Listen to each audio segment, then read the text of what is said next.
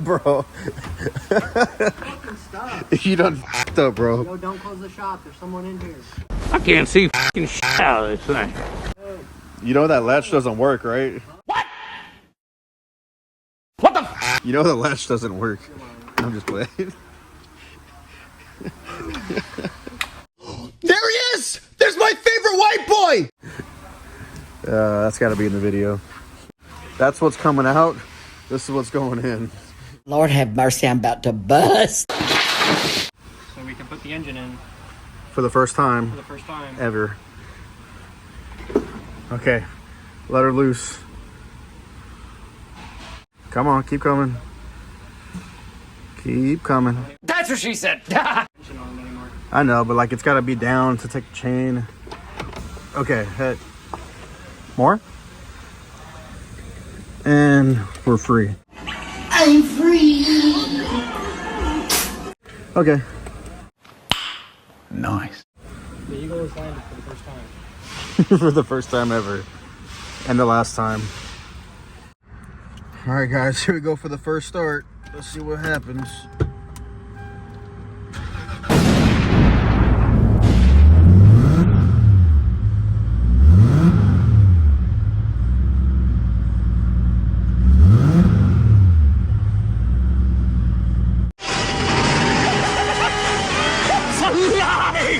It's a lie!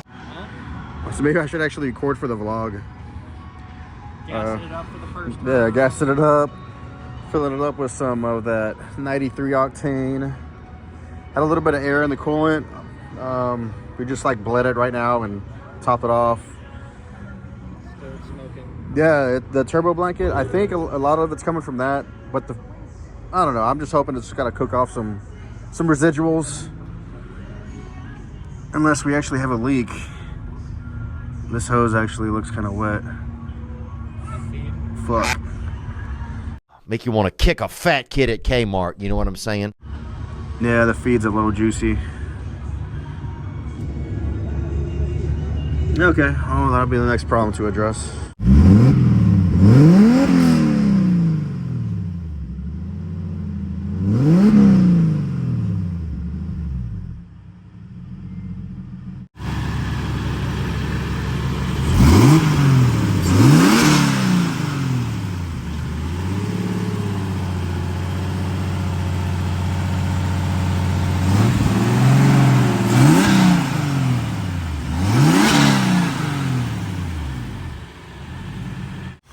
Okay, so a couple things. I gotta take care of the oil leak. I noticed this hose was touching the downpipe and it got a little toasty. Where's it at? Right there.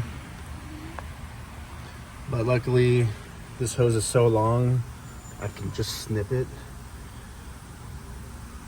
and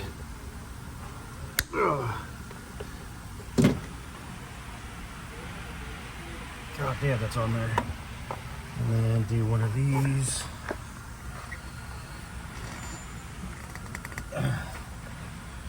So much easier to work on when it's not 800 degrees in here. Yeah, and then when it's even like more, it was too long. It was like, it ended up touching the downpipe. I need to like zip tie it out of the way or something. And then this, the heater hose was touching the wastegate, so like I kind of zip tied it. I don't want that rubbing in a hole in the heater hose. Oh, I got rid of a bunch of wires because I'm not using the O2 sensors or any of the evap system or mass air. It's all speed density. And the standalone runs off of a wideband sensor, so I can get rid of 4 O2 sensors and just run the one wideband. God damn, I can't talk. Have you ordered any of the coolant reservoir? Or are you gonna do that? Oh yeah, because show them the vents. It's just venting like to the engine. So I need to run a hose here to a coolant overflow tank. Splurge I'd everywhere. be making a mess. Okay, so I'm taking care of the oil leak that was seeping out from here. Pretty much the main problem was that the restrictor wasn't actually an AN fitting. It was supposed to be a -4 AN. That's what it was advertised as. It's some other type of fitting. So I got one that's actually -4 and also a 90 fitting, because this one was kind of getting kinked from being bent like that. So this should be a nicer setup and hopefully seal up better.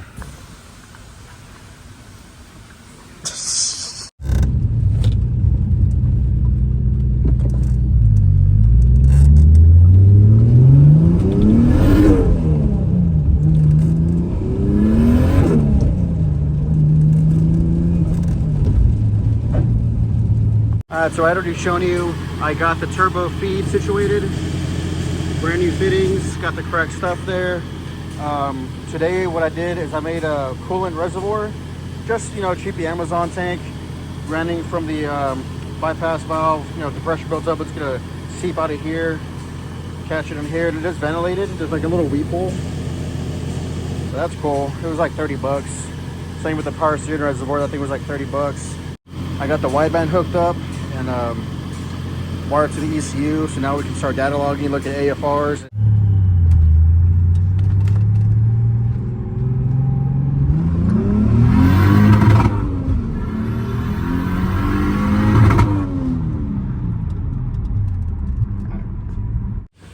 Just real quick, let me show you what we're working with.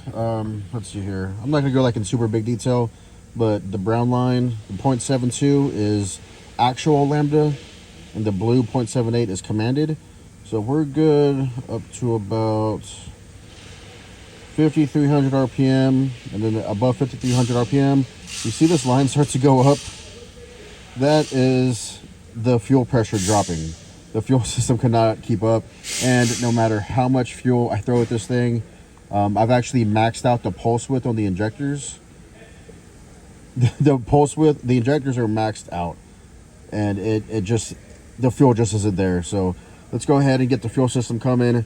I'm gonna go ahead and do that in this video as well. It's just gonna be a while, it might be a week or two before everything comes in, but I don't want to release this video until this car is making full power all the way to redline with good AFRs. Let's get it. Okay, I've got the entire fuel system here finally. Took a while, but everything came in piece by piece. For the rail, regulator, fuel dampener, a lot of the fittings, I went with like slim profile fittings in certain locations. Everything's Radium Engineering, and everything was sourced from Rail Street out of Florida. So, like I said, Radium rail. This is 8 AN all the way through. I'm gonna do an 8 AN feed, 6 AN return. It is a Radium rising rate regulator, which is pretty neat. It's boost reference, so with more boost, it increases fuel pressure. I got that optional gauge mounted off to the side, and adjusting pressure, so he's just, you know, clicks at a time. There's no set screws or nothing like that. It's just turn of a dial, done. And I've got the fuel damper, Radium Engineering as well. That helps keep a consistent fuel pressure, because these injectors firing off can disrupt the PSI and the flow of the rail and everything. So this just helps maintain a steady, equalized pressure. For injectors, I went with Deutschwerks 1000 cc drop-in injectors. You just have to get these adapter harnesses. They come with them. They're meant for my application, but they go into the 1000 cc's and they'll plug into my stock harness. So that's pretty neat. Yeah, I went over the Radium low profile. So I've got an idea of what I'm going to do. I'm going to convert the current feed to the new return. So this adapts the fuel hardline to 6 AN. So that the original feed, I'm going to, like I said, that's going to be the new return. Because return doesn't have to be as large a volume as feed. And then I'm going to make a whole new 8 AN feed from the pump all the way up to the fuel rail. So yeah, here's the regulator. It's got the 6 AN. They're already set up for the return, which I just have to plumb a couple feet of this down to the hard fuel line that's on the firewall. And just, I'll use the factory hard line all the way back to the tank to return the fuel. That is the plan anyway. So this goes onto the hard line, converts to the 6 AN, pretty neat. Radium Engineering as well. That's pretty much it, man. Let's get all this junk in the car.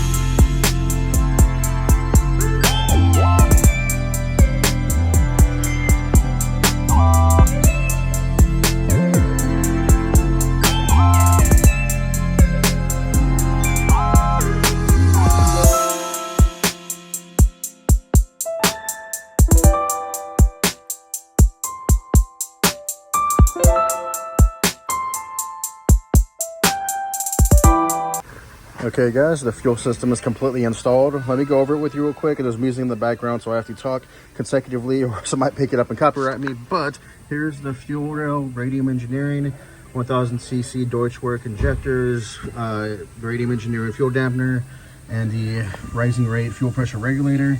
I have it set at 3 bar, which is roughly 45 psi. I've got the pump kind of temporarily set up there, that Walbro 450. Let me raise it up and show you underneath the car. So the original feed line, this hard line, is converted to the new return. I've got this adapter from Radium Engineering that goes from the 14mm flare to a 6AN. You don't need a large diameter for return that's low pressure, but the feed is this chunky 8AN. So they come side by side, and I've just got that 8AN hose kind of ran along the hard line here on the body up to the fuel pump, where I have the 8AN bulkhead feeding the 450 Walbro pump. Yeah, so now I've got all the fuel. I went from not enough fuel to all the fuel. So now hopefully we can finally go wide open throttle and have enough fuel to go to redline and not lean out and die out how it was before. I'm so excited to get this thing on the road. Let's go. The interesting note about these injectors is they delete a vacuum source. There's this rail along here that's actually hollowed out, and it's a source of vacuum for this pipe. Well, when you put these adapters in the bottom to adapt the O-rings on the injectors, it actually bypasses and deletes that vacuum source. So this was my vacuum source, and it's now useless because the GSs don't have a vacuum, a brake booster. So there's really no vacuum source. So I had to put a barb here, and I'm eventually gonna have a vacuum block. But for now, I just have a bunch of T's and ugly hoses. But it's a little rudimentary. It works. I'm going to clean it up. Right now, it's all about getting it functional, ironed out, and working 100%. And then I'm going to go in for the details after that. I went ahead and installed this auto meter boost gauge to have a better idea of what I'm looking at. Because beforehand, I knew the boost levels by the data logging. Let me get this fired up. So as I promised, this video is not going to end until this car is going wide open throttle to redline. Even though it is only 5 pounds of boost, I'm not going to leave you hanging. I'm going to go till this car is 100% at the boost level, and then from here on out, it's only going to get bigger and better and badder. So let's get this fired up and tuned, and I'll be back with you when this thing's ready to make a wide open hit. All right, boys, she's ready to make some jam. She's tuned up. AFRs are looking pretty mint. Let me show you what's up.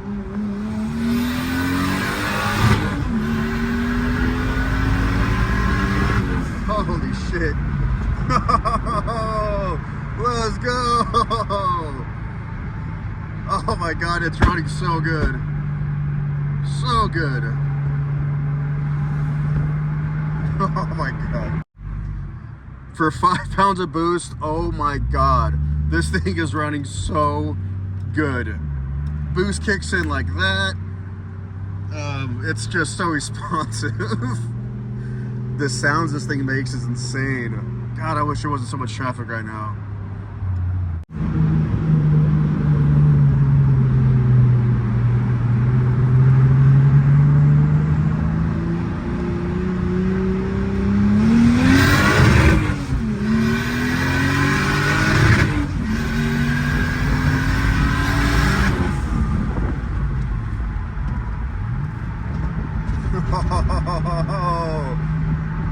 Yep, I've got that merging power right now, baby.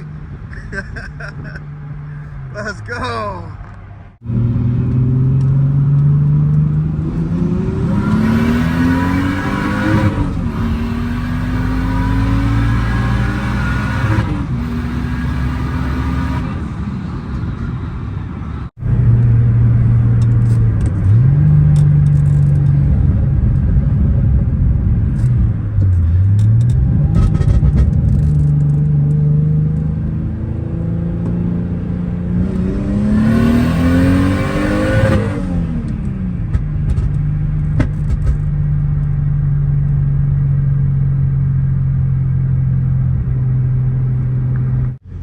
Hi guys, I've been doing some tweaking to the tune. Let me show you a quick recap of the after.